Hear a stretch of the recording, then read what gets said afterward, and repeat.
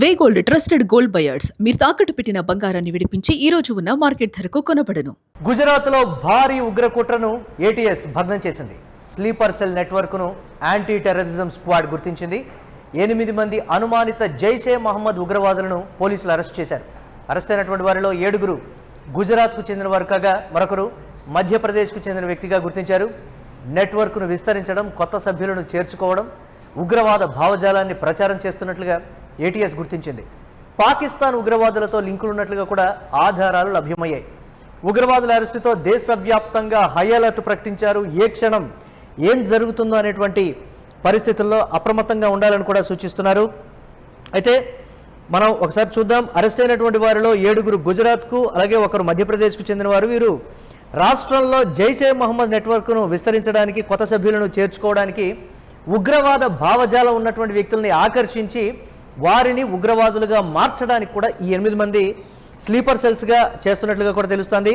కొంతకాలంగా గుజరాత్లో నిషేధిత ఉగ్రవాద సంస్థల కార్యకలాపాలపై నిఘా ఉంచినటువంటి ఏటీఎస్ అనుమానిత వ్యక్తుల కదలికలను గుర్తించింది. వీరు రాష్ట్రంలోని వివిధ ప్రాంతాల్లో రహస్యంగా సమావేశమవడం, ప్రజలను తీవ్రవాదం వైపు మళ్లించడం చేస్తున్నట్లుగా ఏటీఎస్ అధికారులు ప్రాథమికంగా దర్యాప్తులు అయితే గుర్తించారు.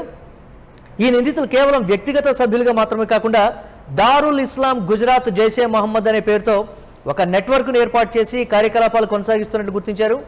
ఈ నెట్వర్క్కు పాకిస్తాన్ నుంచి మార్గనిర్దేశాలు అందుతున్నాయని అధికారులు అయితే ఒక కన్ఫర్మేషన్కి అయితే వచ్చారు. అహ్మదాబాద్ను కేంద్రంగా చేసుకుని రాష్ట్ర వ్యాప్తంగా తమ నెట్వర్క్ను విస్తరించేందుకు ఈ ముఠా ప్రయత్నించినట్లుగా ఏటీఎస్ అయితే గుర్తించింది. యూట్యూబ్ స్క్రీన్ మీద ఎక్స్క్లూజివ్గా వారిని అరెస్ట్ అనంతరం మీడియా ముందు కూడా వారిని ఉంచారు. దీనికి సంబంధించి అలాగే దేశంలోని ఇతర రాష్ట్రాలకు విస్తరించాలనేటువంటి ఒక ప్రయత్నాన్ని కూడా ఏటీఎస్ భగ్నం చేసిందనే చెప్పొచ్చు. వారి పేర్లు ఒకసారి చూద్దాం.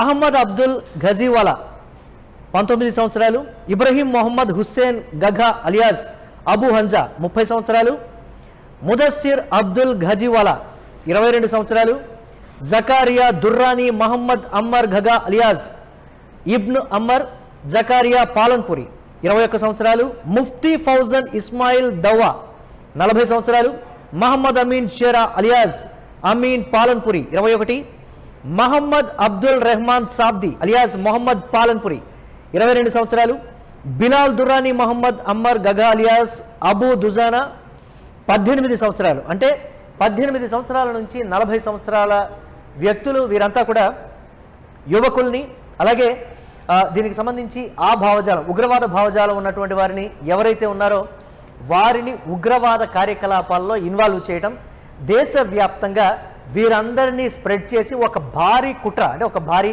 పేలుడు కానీ, ఒక భారీ దాడులు కానీ దీనికి సంబంధించి వారు చేయబోతున్నారు. దీని నుంచి ఒక పెద్ద ప్రమాదం నుంచి మనం బయటపడ్డామనేటువంటి మాట కూడా చెప్తున్నారు. అరెస్ట్ అయినటువంటి నిందితులు సరిహద్దుల అవతల ఉన్నటువంటి పాకిస్తాన్ కేంద్రంగా పనిచేస్తున్నట్లు ఉగ్రవాద హ్యాండ్లర్లు అబ్దుల్లా మహమ్మద్ ఉమర్తో సంప్రదింపులు జరుపుతున్నట్లుగా కూడా ఏటీఎస్ పోలీసులు గుర్తించారు. జైషే మహమ్మద్కు చెందినటువంటి ఉర్దూ సాహిత్యాన్ని వీరు గుజరాతీ భాషలోకి అనువదించి సోషల్ మీడియా, ఇతర ఎన్క్రిప్టెడ్ యాప్ల ద్వారా ప్రచారం చేయడం ద్వారా కొత్త రిక్రూట్మెంట్ను చేపట్టడం సహా ఉగ్రవాద కార్యకలాపాల కోసం సుమారు వీరికి 3 లక్షల రూపాయల ఆర్థిక సాయం పాకిస్తాన్ నుంచి అందినట్లు ఏటీఎస్ అయితే గుర్తించింది. దీని వెనుక ఉన్నటువంటి ఆర్థిక మూలాలు ఏంటనే దాని మీద ప్రత్యేక బృందాలు దర్యాప్తు చేస్తూ ఉన్నాయి. గత కొద్ది కాలంగా ఉగ్రవాదుల కార్యకలాపాల మీద ఏటీఎస్ అధికారులు దృష్టి సాధించడం, అన్ని రాష్ట్రాల్లో స్లీపర్ సెల్స్ కోసం పర్టికులర్గా జల్లెడ పడుతున్నటువంటి నేపథ్యంలో ఒక భారీ ఉగ్ర కుట్రని భగ్నం చేసింది ఏటీఎస్ అని చెప్పాలి. ఈ 8 మంది నుంచి కీలకమైనటువంటి సమాచారాన్ని రాబట్టడంతో పాటు ఇప్పటి వరకు ఎంతమందిని రిక్రూట్ చేసుకున్నారు, ఇప్పటి వరకు ఎంతమంది భావజాలం ఉన్నటువంటి వ్యక్తుల్ని, ఉగ్రవాద భావజాలం ఉన్న వ్యక్తుల్ని మీరు గుర్తించారు, వారిని మీకు అనుకూలంగా మార్చుకున్నారు, వారికి మీరేమైనా అసైన్ చేశారా వర్క్, అలాగే మీకు పాకిస్తాన్ నుంచి అందినటువంటి ఇన్స్ట్రక్షన్స్ ఏంటి, మీకు అందుతున్నటువంటి ఆర్థిక సాయం ఏ రూపంలో, ఎవరి ద్వారా మీకు వస్తుంది, ఒక గుజరాత్కే ఇది పరిమితమైందా, లేకపోతే దేశంలోని అన్ని ప్రధాన నగరాల్లో హై అలర్ట్ అయితే ప్రకటించారు. మనం గతంలో చూసాం కొన్ని కీలక నగరాల్లో కూడా, దేశంలోని ఒక ప్రధాన నగరాల్లో కూడా ఉగ్రకుట్రల్ని భగ్నం చేయడం కావచ్చు.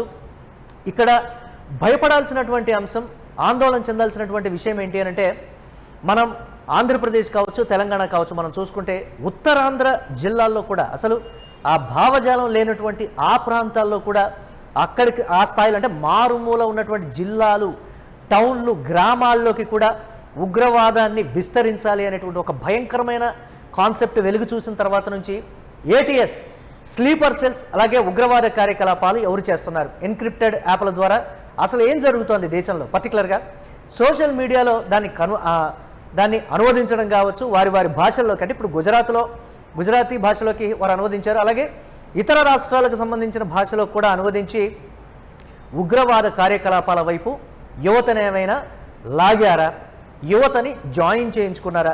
మనం చూస్తున్నాం ఈ 8 మందిలో 18 సంవత్సరాల నుంచి 40 సంవత్సరాల వరకు ఆవేశం, ఆలోచన, అనుభవం ఈ 3 అంశాలను కూడా పరిగణలోకి తీసుకొని రిక్రూట్మెంట్ జరుగుతున్నట్లుగా అయితే గుర్తించడం జరిగింది.